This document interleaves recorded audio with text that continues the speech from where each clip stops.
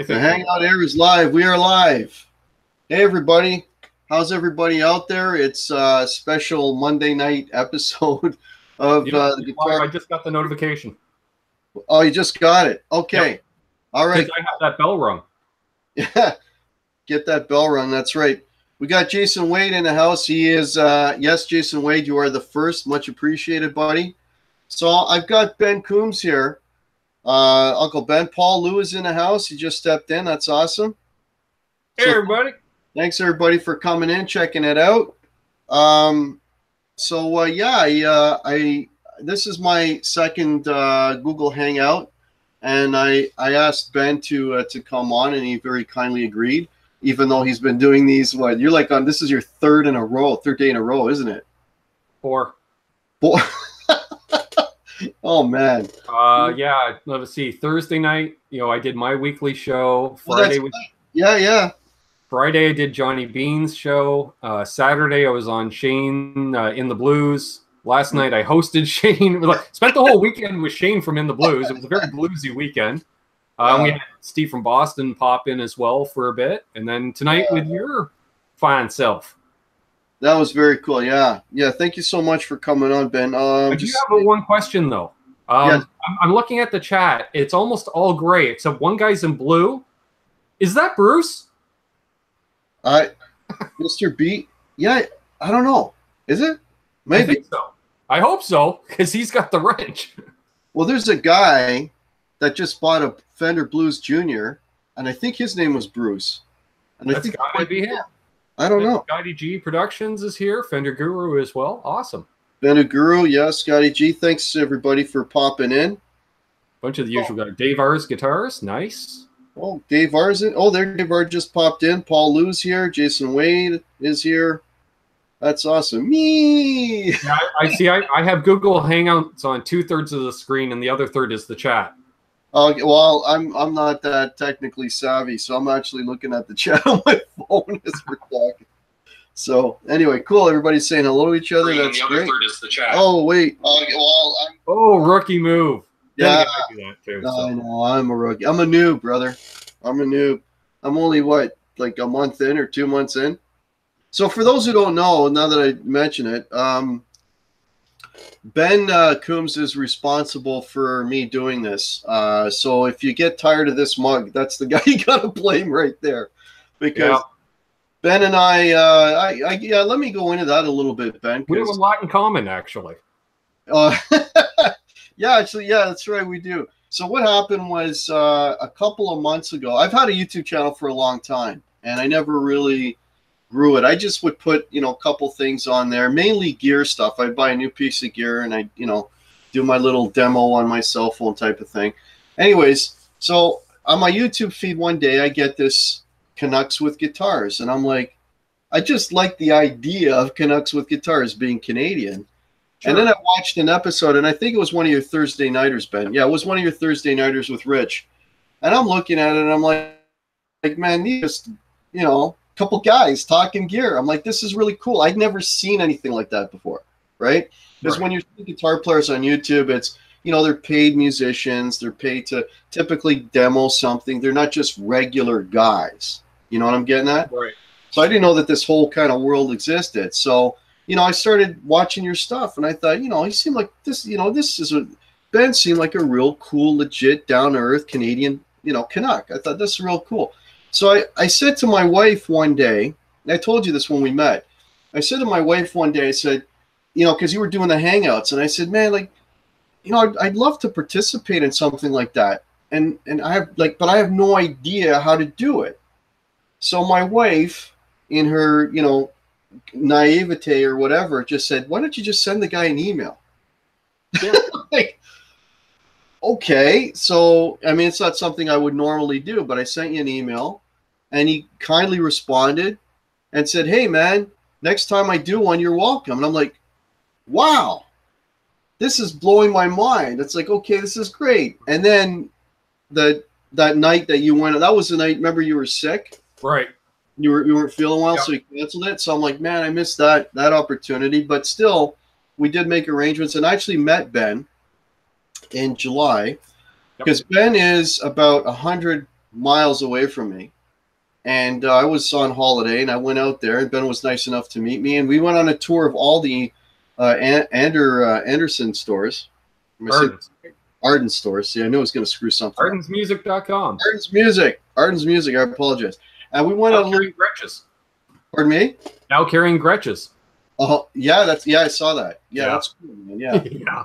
So we checked. Yeah. So he checked out a bunch of Arden stores, and we actually did a video from one of the locations there. So that was really cool, and that kind of got the ball rolling. So, you know, I've thanked Ben, and I'll thank him because, you know, again, because he's here in front of me, and sort of in front of me, electronically in front of me. And I should actually turn 90 degrees, because then I'd be facing west, so I would be facing you. Yeah, and as I'm always reminded, you're downhill from yeah, downwind from me. Yeah, downwind from the big smoke. So that kind of how that all kind of Brother R2 here, EJ's here. Scotty G asked, was I off today? Yeah, I'm off all week. My normal days off lately have been Mondays and Tuesdays. Then I'm doing a 2-day bachelor party for Rich on Wednesday and Thursday. Friday is wedding prep, and then Saturday's the big day. Sunday, recovery with some form of a hangout Sunday evening. That should be interesting. I have planned nothing, so we'll see how that goes. It could be one of mine, sort of like, you know, our post-show live streams for us. Hey, guys. And instead of, hey, how's it going? It's, hey, guys. Coffee. Because I'm wiped out. Yeah. Yeah. So, yeah, Rich had his wedding last night. Apparently, I went live at one point. Which I may go live from Rich's wedding reception. Oh, that'd be cool. Yeah, even for a few minutes, you know. We got Poo Ninja in the house. Nice. As well. Amanda, your sister, is welcome in. Thank you very much, Amanda. Thanks for coming in. Dave's okay. I hope I haven't missed anyone. But yeah, we got a few people in the house. Nice. And one person in the house. Thank you so much. My wife has just brought me a coffee. Oh, and it's Tim's I debated making coffee. It's a Tim's coffee. I got Pepsi, so I have sugar and caffeine. So yeah, for those who don't know, I was asleep an hour ago. I was hanging out with my sister this afternoon, hanging out, talking music and guitars and YouTube, and I came home, had something to eat, and I was out like a light. So I thought it would be very cool. Hey, Mrs. Guitar Hack. Thanks, Bruce. I'll pass it on.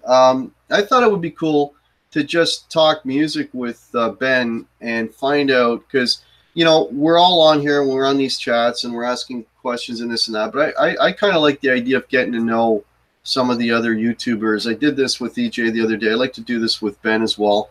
Find out what got you into music, what got you into guitar, what your influences were, and kind of, you know, like a history of where you started, bands you were in, you know, different experiences and so on. So, fire away.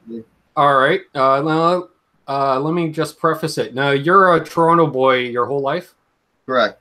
All right. And as I recall, you have a few years on me. Not a lot, but you have a few years on me. I'm going to be 52 1 month from today. Okay. So you're 8 years older. Okay. So there used to be a lot of music festivals in and around Toronto in the summertime. Mm-hmm. One of the biggest was a 3 or 4 day festival on the Toronto Islands every July called the Mariposa Folk Festival. Right. Yeah, I remember that. I've heard of it. All right. Well, by the time I came into this world in 1974, in and around that time, and then in the next few, say the next 10 years after, my mother was the head of hospitality for the festival. My dad was head of transportation logistics. Wow. So I was born in May of 74 and would have been, end of July of 74, I was at my first music festival. Okay. You know, and the being in the 70s, there were no ear defenders on the young child. And, you know, so I was born into it. My dad is, he's been a musician, you know, his whole life. Yeah, I thought that was normal, you know, that your dad, you know, like, well, it used to be mom would get us up in the morning and off to school, and dad would cook us dinner because Ma's job ran through dinner time. And then after dinner, you know, mom would come home from work and dad would go off to play music, you know, shift work kind of thing. Right. And, you know, it's like some of your friends who's, you know, their dads worked in factories that did rotating shifts. They kind of could relate to that. You know, like, well, yeah, I see mom one time a day and dad do the other. But I thought that was normal, Mm-hmm. you know. And, you know, what do you mean your dad doesn't play in a band? You know, What's wrong? What do you mean you don't have random people spending weekends at your place making music? You know, you don't have that? You know, Yeah. oh, okay. You know, and then, but looked upon by, and you're thinking everyone else is odd and weird, but really the rest of society is like, look at these hippie people, you know, type people. Yeah. You know, I was the only boy in the, you know, rural, small town Ontario, which you can imagine, you know, as times take longer to change, I was the only boy with long hair, you know, in the early 80s. Mm-hmm. So, you know, and even then, long hair was out by the early 80s, other than musicians. Yeah, that's right. But my dad had pretty long hair. His buddies all had long hair, you know, sideburns, mustache. I'm like, that's, you know, that's where it's at. That's So I said, Mom, Dad, I want to grow my hair long. And so, yeah, you know, grow up listening to a ton of music. Age 14, I thought, you know, I'm going to try this, you know. So I told my dad, I want to get a bass because bass seemed easier than guitar. Mm-hmm. I thought. Yeah. Now, granted, it's one note instead of a chord, but it takes a lot more energy to hold that single note. You know, and I can say that having filled in on bass even in the last few years, that after about 10 minutes, you're like, why is this so hard? But you're pressing down a huge string. Yeah, you know, your arm's way out past where it normally is. Mm. And my dad said, smart idea, because everybody's always looking for a bass player. You'll never have a problem getting a gig. Guitar players are a dime a dozen. Yeah. Yeah. And so, of course, he calls up one guy who's a retired musician in the area, and we get his amp off him. He calls up one of his old bass players. Hey, you still got your bass? Yeah. You know, he put it in its case and it slid under his bed, and it had been there for the last 5 years. So I get that. It was an Eldegas P-bass knockoff. Mm-hmm. You know, played great.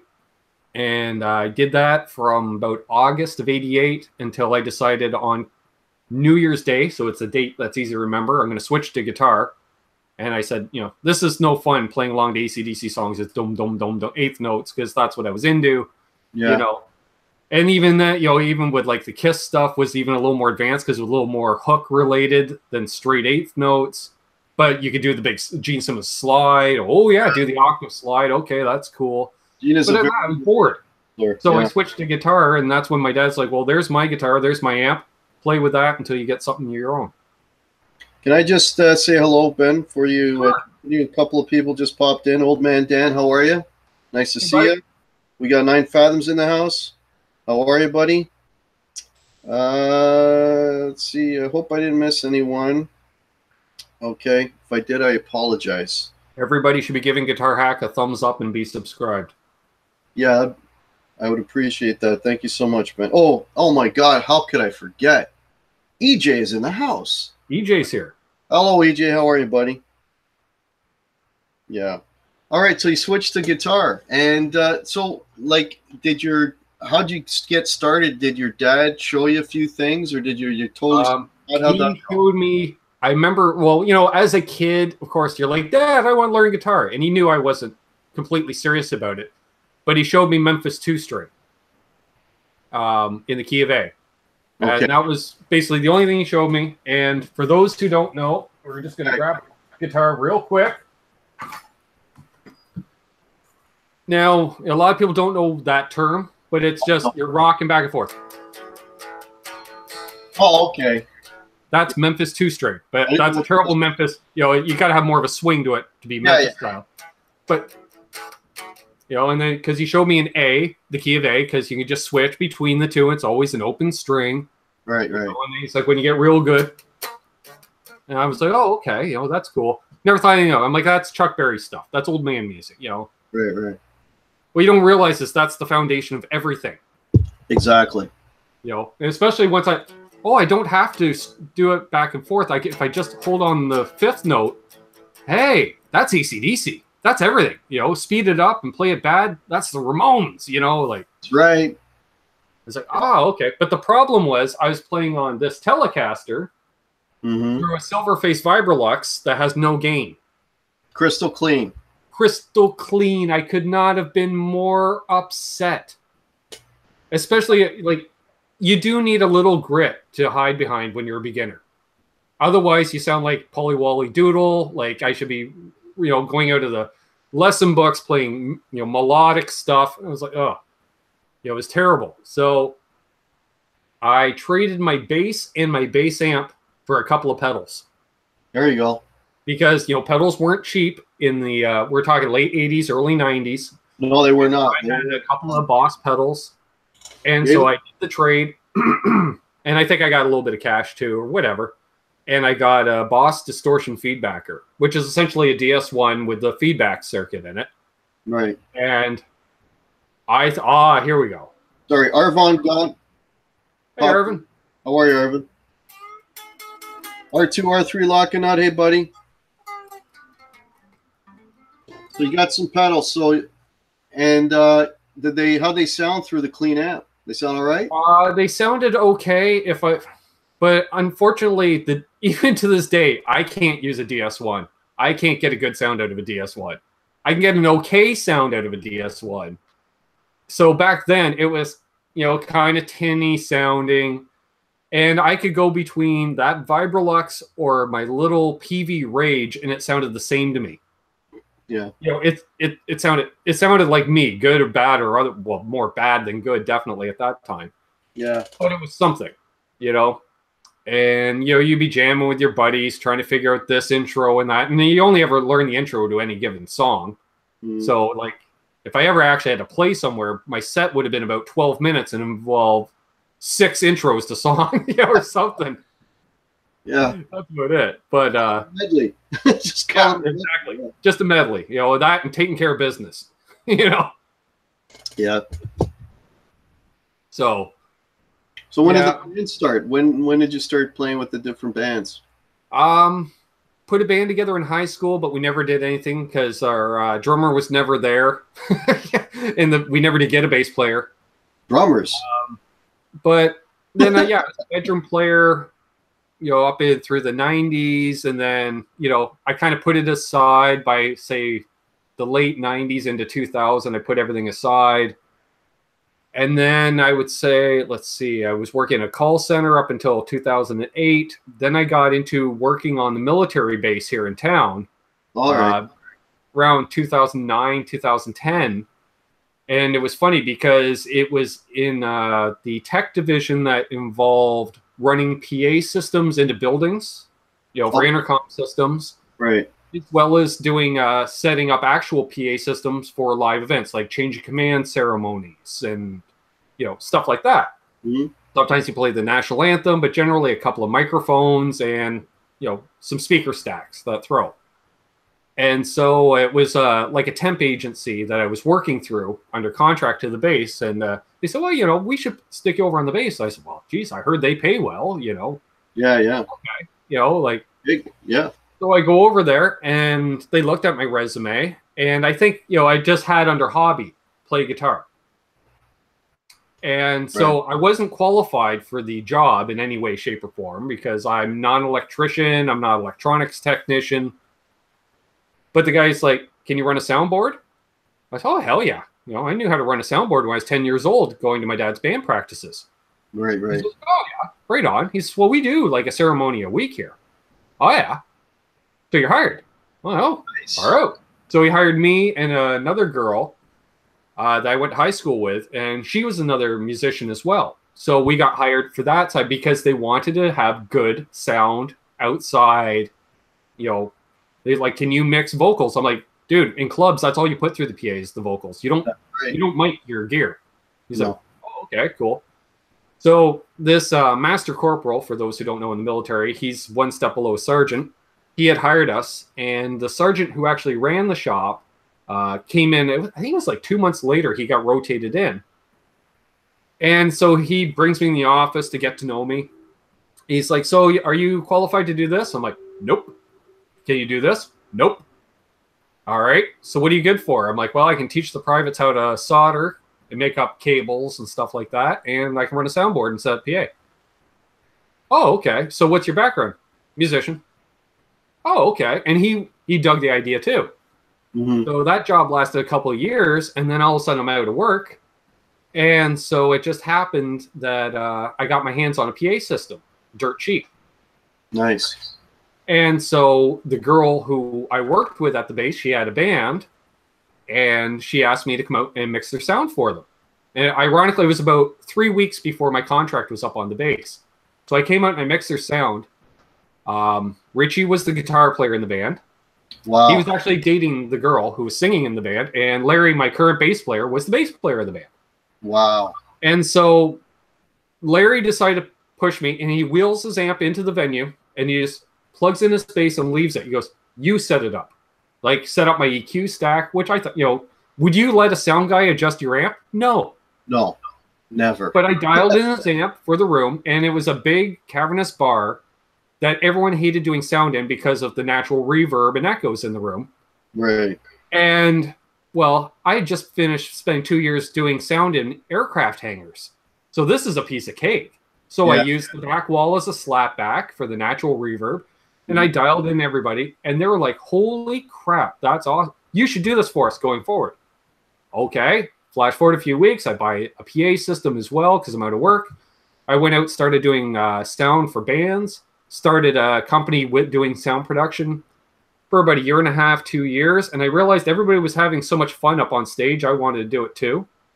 And by that time, Rich and I had become best friends. I'd only met him a couple of times before doing sound for him. We became best friends, and so he'd help me do sound at shows, and then I joined the busiest band in the area. I looked around. I looked at a 4-piece band that needed a second guitar player, because that fallout during guitar solos when it's just bass and drums. Mm-hmm. I called him up. I showed up. We did one jam one night, and I just said, "Oh, just play your stuff, and I'll fill in where I can." Drop D tuning. Well, actually, drop C tuning. Sounded very much like Godsmack, which is not my wheelhouse. You've heard me noodle enough. It's not but it's a gig, right? Yeah. And so I jammed with them for about 1.5 hours. We're sitting around having a pint. And I said, "So, what do you guys think?" And they said, "What?" And I said, "Well, do I leave my amp here or do I take it home?" This is at the rehearsal space. Right. Pretty ballsy statement to make, And the front man who brought me in, he looked at the other guys. He says, to the drummer, "What do you think?" Well, I knew the drummer. He's like, "Oh, yeah, I love Ben. Let's bring him in." Bass player's like, "Okay." And I said, "Well, really? The only opinion I care about is Andrew, the other guitar player, because I'm stepping into his territory." Mm-hmm. And he says, "No, I like how you follow in behind me." And that's all I did. Strictly rhythm. There you go. We played, 30 gigs the first year. That's a lot. 20 the second. And then it started to tail off, and other stuff was going on in my life. And I'm like, you know what? I'm out of here. Became a job. Well, it became a job, and they were big on pouring the money back into the band rather than actually paying out the boys. So it was costing me way too much money. Right. Like, I don't mind a little cut here and there, but it's like I'm buying my strings, I'm upgrading my gear. The rest of the band isn't upgrading their gear. And I don't want to brag, we used some contacts of mine, we got going some places. All of a sudden we started treading water, if not started slipping back into where they were before I joined the band. Mm-hmm. But, in all fairness, I did get to record an album. I won't trade in those memories for anything, So. Just gonna then I fell into doing classic rock covers with Richie, and I've been just tickled ever since. Yeah, I just wanted to mention, Ben, quickly, Mitch Heyman is in the house, and Mitch? so is Zach Thong. Hey, guys, thanks for popping. Hey, Zach. So we got 19 people. Got 19 people. Wow. Watching. So that's Nice. cool, man. Thanks, everybody, for popping in. Yeah, you know what? The covers thing, it gets you gigs. People want to party on a Saturday night. They want to hear a live band. Well, I looked at it. I looked down upon it when I was doing the original thing because I wanted to do original material. But we did a handful of covers as well in there. Mm-hmm. I was like, I don't want to do covers because, guys, if I got to play Mustang Sally one more time, But the way we saw it is we would only play, like a lot of a lot of guys that play covers are like, you got to play what the crowd wants to hear. Yeah. We say, screw it. We don't. We will not. But what we do is, you know, the famous thing is like, they'll say, hey, do you know how to play New Orleans is Sinking? Mm-hmm. God, no. I played it a couple of times live. I try to forget it immediately. I've never liked the song personally, but we'll do another hip. We know a couple other hip songs. So it's like, and that's a nice in between. And that was the thing is, we want to play the songs we like to play, not the ones that everybody else is playing. You know, like we've added a few of the cliche ones in a way, but first, I just love playing Rocky Mountain Way. I love playing that song. So, you know, a lot of bands play it, but hey, I'm not playing Hotel California. Yeah. Well, you know, that's an ongoing debate. I mean, I've talked about that a few times on some other streams of mine about, you know, sort of playing to the crowd and you know, kind of selling your soul, so to speak. But, you know, and I'm not saying this to brag, but since I've been online with you, yeah, my phone hasn't stopped. I just picked up 2 more gigs. Nice. So, you know, and it's crazy. It's absolutely crazy. And they're gigs because they're places that are asking for us back. Right. So, and if you are up there and not phoning it in, you're not just standing around like, I don't do it as bad now. Like when I was in One Day to Live, we played every gig like it was a damn stadium. Like we actually had risers that would go across the front of the stage, like that would hide our monitors, so we could stand up on the risers, and then from there stand on top of the powered sub, so you're 3 feet in the air. And I'd be running around the venue with my wireless pack on. Now, granted, I was wearing knee braces because I'm not 22 anymore. And I'm just making a fool out of myself using up all of my energy. And then I realized I'm much more sedate now, but you put a smile on your face. You know, that's right. Hey, Pepper, I'm turning towards you, and we're gonna play and stare at each other, kiss style. You know what? Yeah. Why not? Because people pick up, they're like, those guys are having a blast up there. No, we're not. We're putting on a show. Yeah, yeah. Well, I mean, you know, we kind of do it for a laugh. Like, we'll do the rock star poses on stage just for Oh, yeah. Like, I'll go over to the bass player and we do the back-to-back thing. We're just laughing our asses off doing it. Exactly. Hilarious because we're playing in a bar with like 15 people and we're doing this kind of stuff. You know, we're just having fun, exactly, and it's contagious, right? Yeah.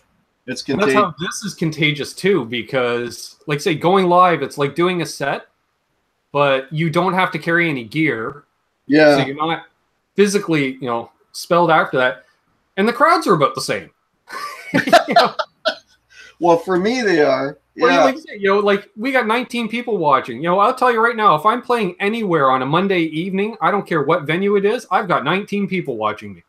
If it's a Monday, I totally agree with you. Yeah. Yeah. But, yeah, you know. My sister says we needed knee braces at 22. Yeah, that's true.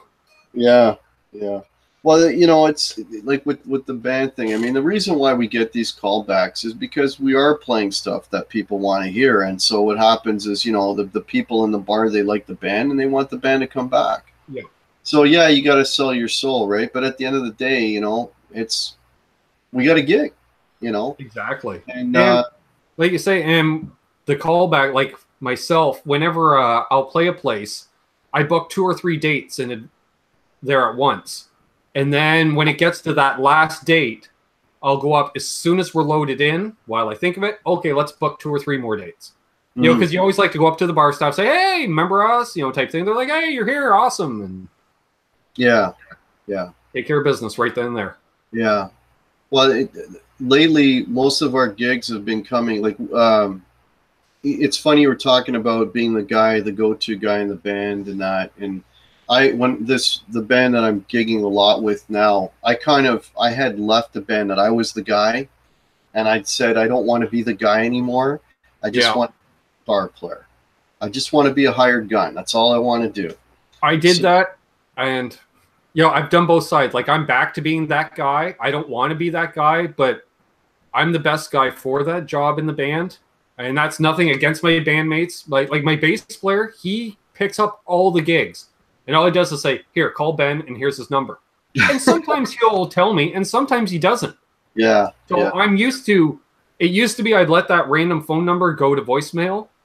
Now I pick it up because chances are it's a venue I'm not aware of asking us to play. Whereas I sat back in certain bands in certain situations, and you start seeing them go down a road, and I'm like, I'd say something, but it's too late to say something because you were just sitting back before, and then I go right back to sitting back and watch the train wreck happen. And as soon as that train's about to hit the wall, I go, peace out, guys, and I parachute out at the last minute and let them do whatever. I want to say hello to Guitar Pit. He just joined the chat. Hey, Guitar Pit. Thanks again for the webcam. Yeah, we're at 20 now, so that's awesome. We're at 20. Nice. Yeah. So well, you met Ken. He was on one of your streams, I believe, a while back. And who's that? Ken's the kind of Ken. He was on a stream with us a while back. He's the guy in my band that's sort of the hustler guy. Gotcha. But what's really cool this year, and this is kind of just out of the blue, all of a sudden, and this is why I'm so busy. It's because all of a sudden a couple of agents just sort of found out about us, and they've been booking us like crazy. So, which is great for Ken, because now he doesn't have to do the hustle anymore. Like, he just sits there and they call him and, hey, do you want to do? And it's not even like when we used to when Ken used to book, it would be like way in advance, like literally like 3-4 months in advance. We'd have. That's the way I prefer to do it.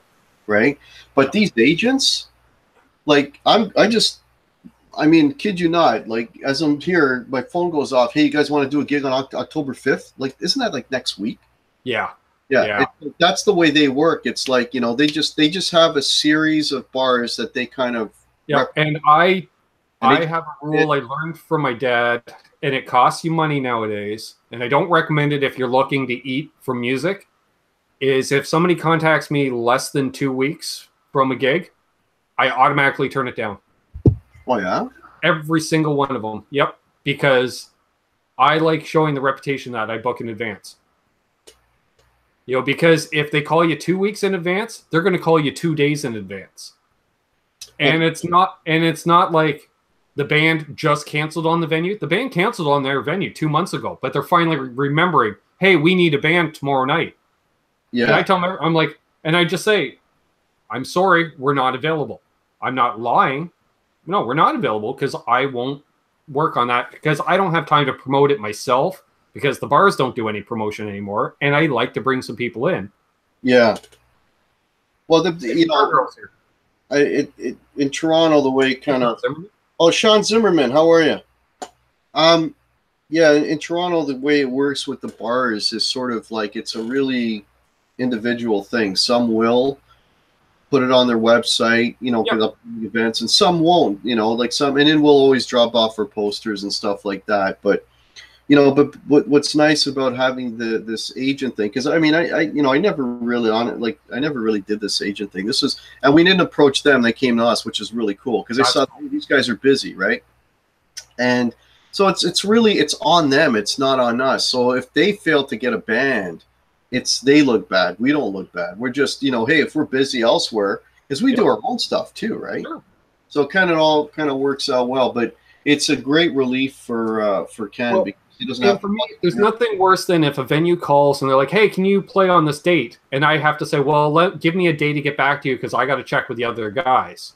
Yeah. Whereas if it's 3 months in advance, nobody has plans in 3 months unless it's something like a wedding or something like that. But more often than not, like our drummer works shift work. So if I can book more than 60 days in advance, the schedule is made month to month for him. So he can book any time off. He just needs the advance notice. So that's what I do.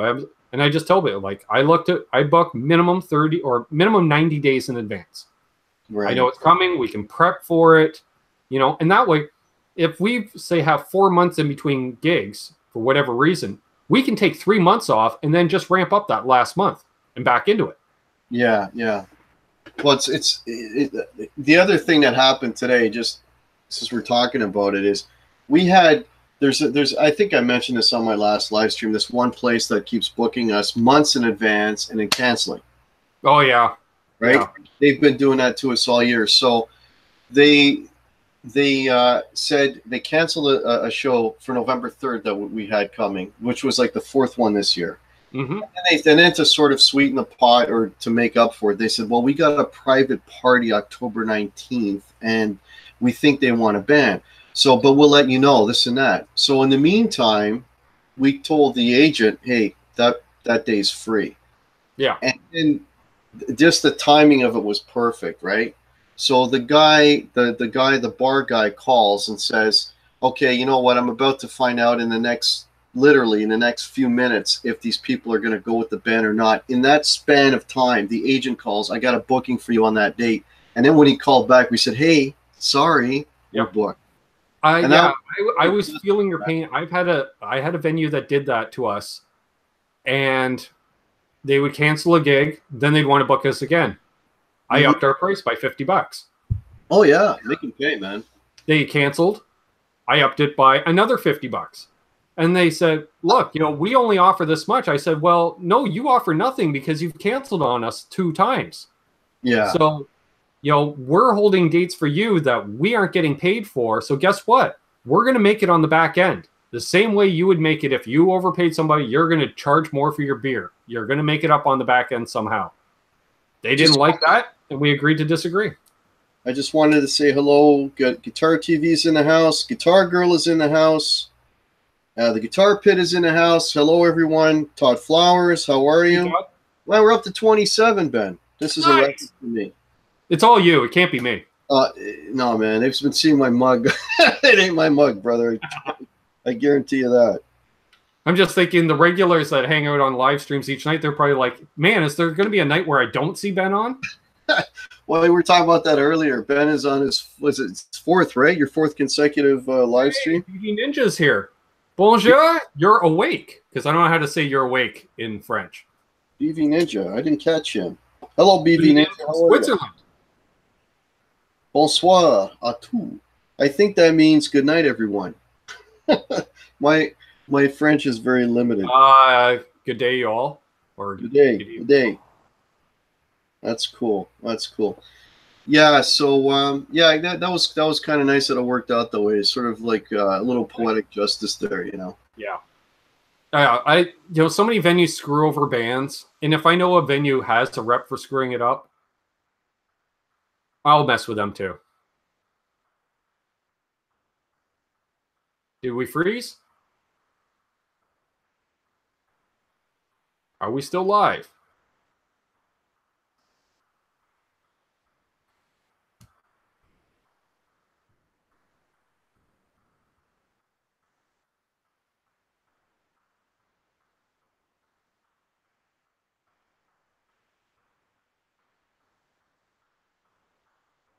You can hear me? Okay. Well, I will keep talking.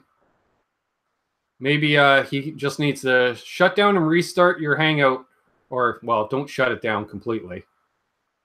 I can't remember how we do this when it's the host. That's the problem. Refresh your Hangout page if you can hear me, Guitar Hack.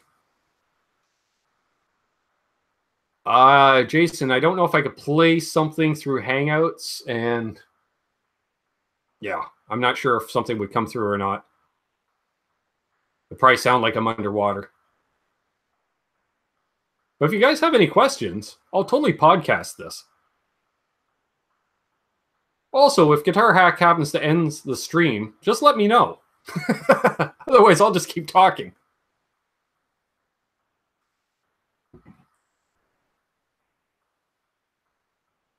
I'm just going to quickly message.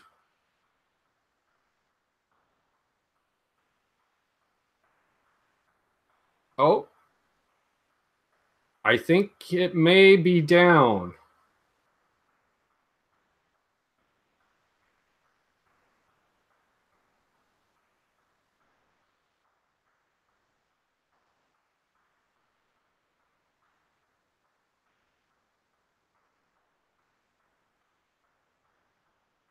Now we can see Ben.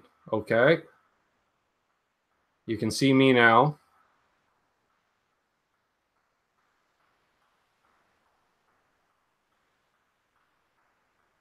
I'm messaging Guitar Hack.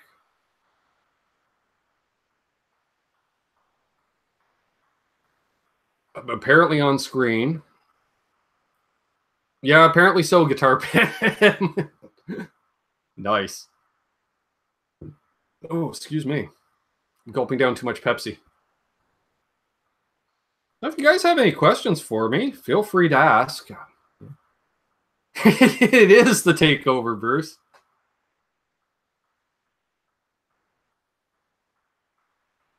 Gussie Wells, hello. I'll see if he sees my message or not. The weird part is I don't even see myself on the screen. I only see myself in a little window in the bottom right. Rummeister is the way to save the channel. American Devils here. Awesome. Good day, good day.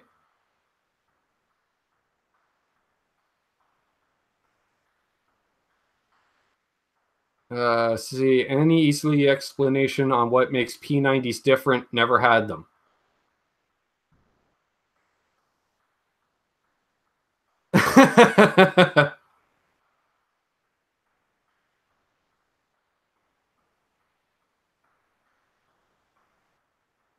That's funny.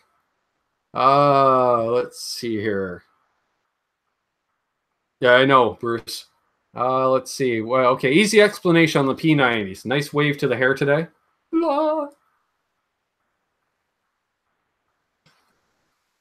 How am I feeling? I'm doing pretty good, Mitch. Yeah, it was fun hanging out with Shane, and we had Steve as well. Let's see here. What are you talking about? Strings, Amanda?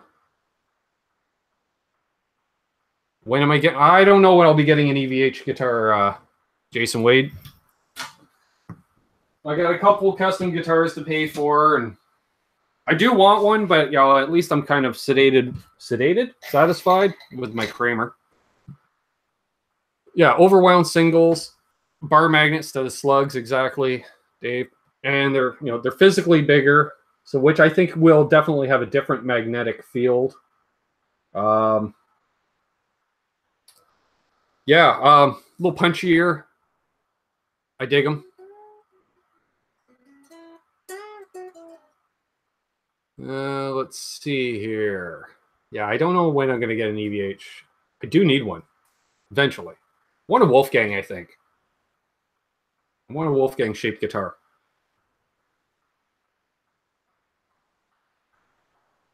I don't know if Guitar Hack is still having issues or what's going on. If he's still out, I think this will end after 5 or 10 minutes. Oh, he's rebooting. Okay. Hang on. We'll just do the voice control. Yeah, apparently I'm still live on the stream, so just reopen Hangouts.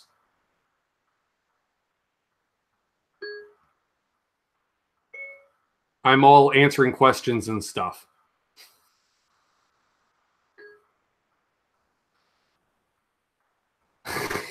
Yeah, maybe I can invite Guitar Hack in, another surprise guest.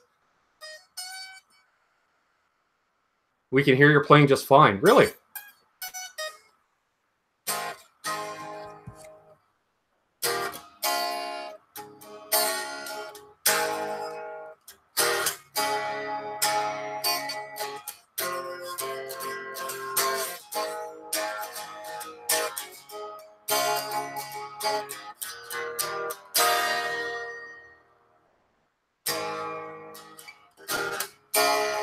Hey, Mark Dillon. All right, Pepper's trying to get back in.